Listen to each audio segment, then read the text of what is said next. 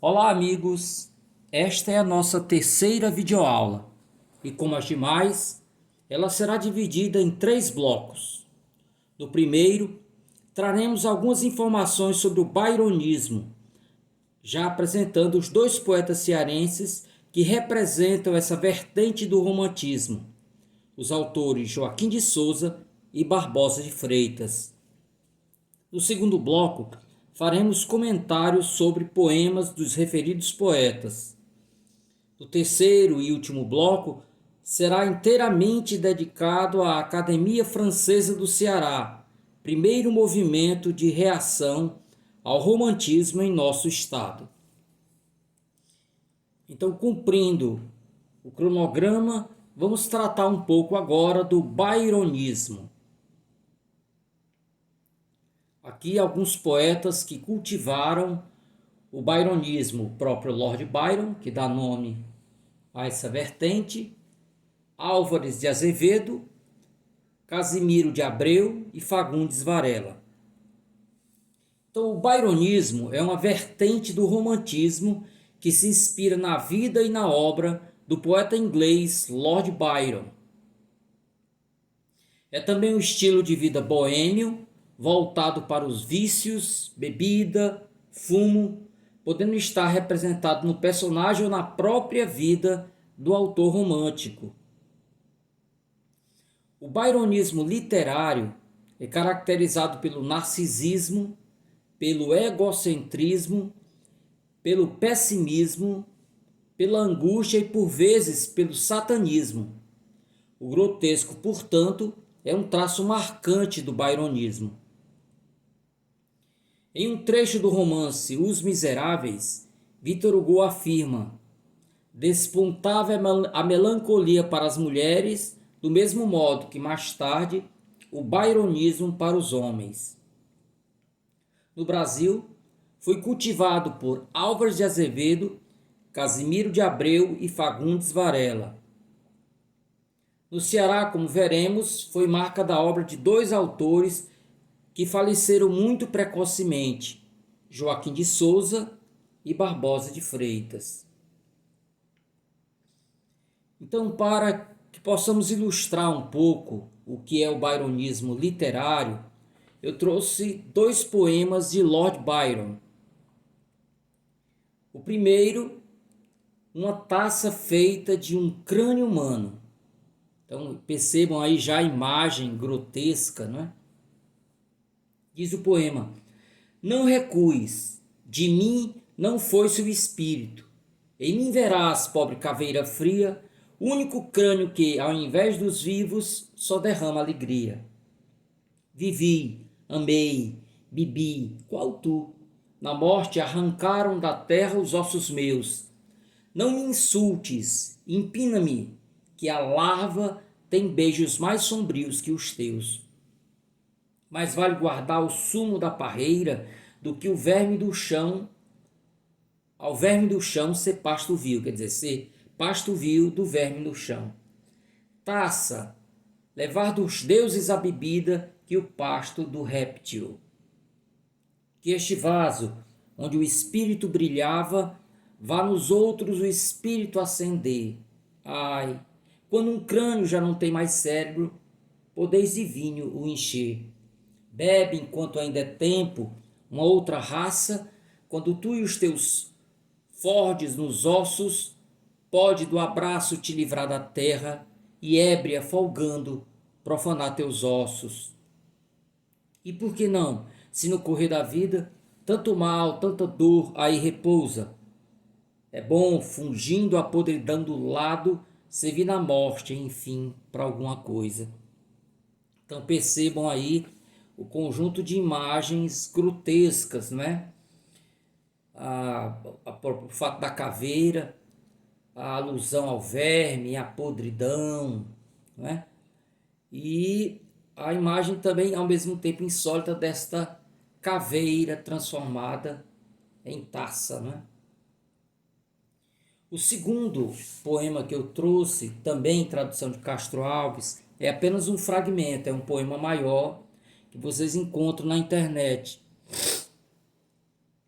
Eu tive um sonho que não era em todo um sonho. O sol esplêndido extinguira-se e as estrelas vagueavam escuras pelo espaço eterno, sem raios nem roteiro, e a enregelada terra girava cega e negrejante no ar sem lua. Veio e foi-se a manhã, veio e não trouxe o dia.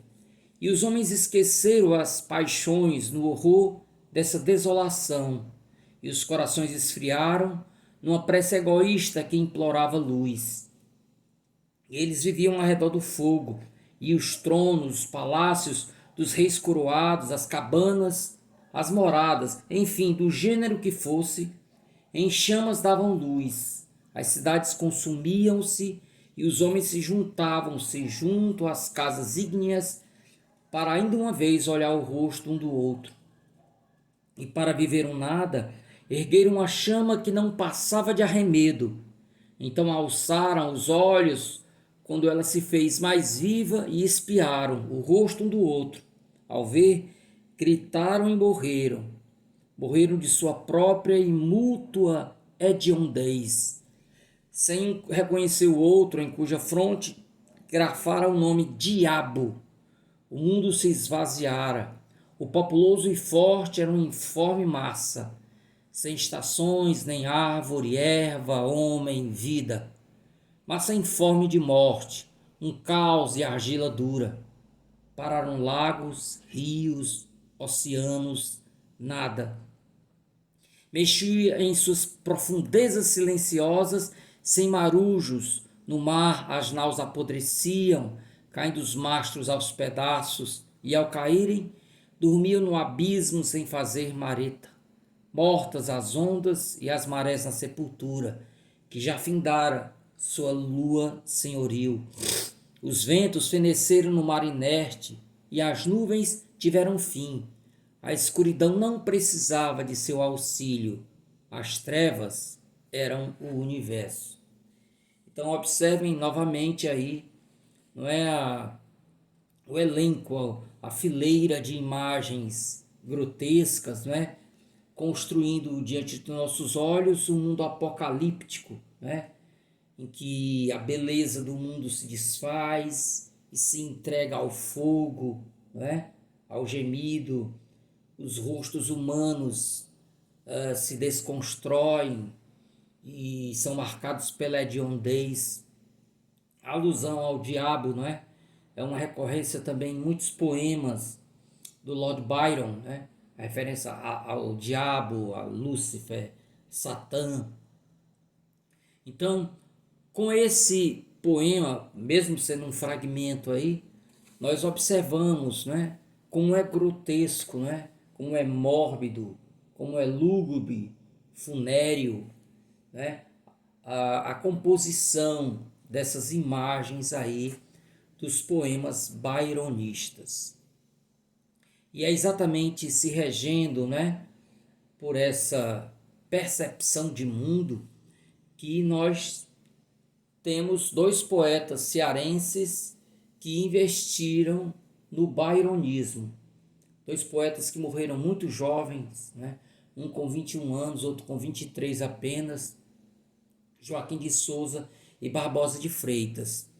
E fechando esse primeiro bloco, curtinho, vou trazer um pouco da biografia de ambos, né? Inicialmente de Joaquim de Souza, não consegui uma imagem, recorri inclusive a muitos amigos, e não há imagem até que se prove o contrário do Joaquim de Souza. Então, Joaquim Francisco de Souza, cognominado por seus adversários de Byron da Canalha, nasceu em Fortaleza em 1855, na atual Senador Pompeu. Suicidou-se em 1876, no Rio de Janeiro, pulando de uma barca na Baía da Guanabara. Tinha apenas 21 anos de idade. Trabalhou como tipógrafo em jornais de Fortaleza como o Cearense. Poemas do autor, que não deixou livro, foram publicados nos Ensaios Literários, de 1874, e nos jornais A Brisa e Mocidade. Sobre ele afirmou em carta Rodopiano Padilha, jornalista de Ubaturité, no dia 12 de outubro de 1876. Era um moço de ideias livres, bebida certamente, nessa fonte de arroubos de Byron e Azevedo, em que os moços do século se comprazem mergulhar a mente. Em 2003, Santos de Azevedo publicou o opúsculo Joaquim de Souza, o Byron da Canalha ou Castro Alves cearense. Barbosa de Freitas também morreu muito jovem. Nasceu na cidade de Jardim, em 22 de janeiro de 1860, e faleceu em Fortaleza em 24 de janeiro de 1883, aos 23 anos de idade. Verdadeiro boêmio, findou-se na Santa Casa de Misericórdia em completa miséria. Em vida publicou Dom Juan Cacique, poema biográfico ou a epopeia do famoso João Santos, e Euvesíadas. 9 anos após sua morte, seus amigos publicaram suas poesias. Então houve uma reunião de todos os poemas dele que foram encontrados e deu origem a este livro, inclusive aí em destaque na foto. Deixou inédito o drama Joaquim de Souza, em 3 atos, escrito em 1877. Seu poema Borboleta, de 1881, foi transformado em modinha por um músico desconhecido. Vocês inclusive encontram a composição se procurarem na internet.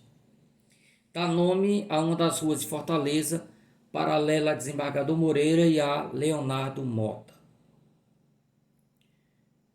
Então, com a apresentação dos dois poetas, nós vamos encerrando o primeiro bloco da nossa terceira videoaula e voltamos daqui a pouco.